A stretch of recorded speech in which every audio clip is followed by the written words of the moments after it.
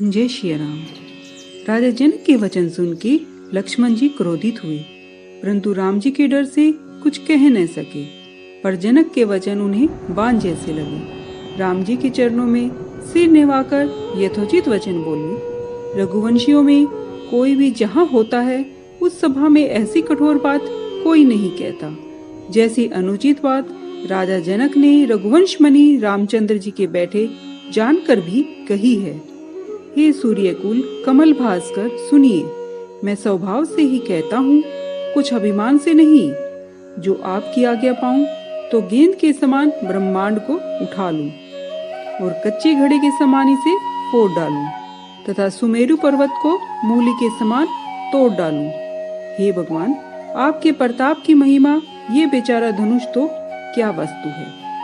हे नाथ, ऐसा जानकर आज्ञा हो तो कुछ खेल करूं, उसे भी देखिए। कमल की डंडी के समान धनुष को चढ़ाऊं और 100 योजन तक इसे दौड़ाकर चला जाऊं। हे नाथ, आपके बल से इसे कटफूल की डंडी के समान तोड़ डालूं। अगर ऐसा न करूं तो प्रभु के चरणों की सौगंध खाकर कहता हूं, मैं धनुष को कभी हाथ में न पकड़ूंगा। जब लक्ष्मण जी क्रोध के साथ यह वचन बोले, तब पृथ्वी हिलने लगी, दिशाओं के हाथी कांप उठे, सब लोग और राजा डर गए। सीता जी मन में प्रसन्न हुई और जनक जी सकुचा गए। गुरु विश्वामित्र, राम जी और मुनिजन सब मन में प्रसन्न हुए और बारंबार पुलकित होने लगे। राम जी ने संकेत से लक्ष्मण जी को मना किया और प्रेम सहित अपने पास बैठा लिया। विश्वामित्र शुभ समय जानकर बड़ी ही प्रेम भरी वाणी से बोले, हे राम, उठो, शिव धनुष तोड़ो और जनक का संताप दूर करो। गुरु के वचन सुनकर चरणों में सिर निवाया और उनके मन में न हर्ष हुआ न ही शोक हुआ। वे अपने खड़े होने की शान से जवान सिंह को भी लज्जित करते थे। उद्यांचल रूपी मंच पर जब बाल रूपी सूर्य रामचंद्र जी के उदय होते ही संत जन रूपी कमल खिल गए और भोरा रूपी नेत्र प्रसन्न हुए। राजाओं की आशा रूपी रात्रि नष्ट हो गई, उनके दुर्वचन रूपी नक्षत्रों का प्रकाश नहीं रहा। घमंडी राजा कुमुद के समान सुकुड़ गए और कपट वेशधारी उल्लू के समान छिप गए। चकवा रूपी मुनि और देवता शोक रहित हुए और फूल बरसाकर अपनी सेवा जताने लगे। गुरु के चरणों की वंदना कर प्रेम सहित मुनियों से आज्ञा मांगी। सब जगत के स्वामी श्री रामचंद्र जी सुंदर मतवाले गजराज के समान चाल से स्वाभाविक ही चले। रामचंद्र जी के चलते ही सब नगर के नर नारी रोमांच से भर गए और सुखी हुए।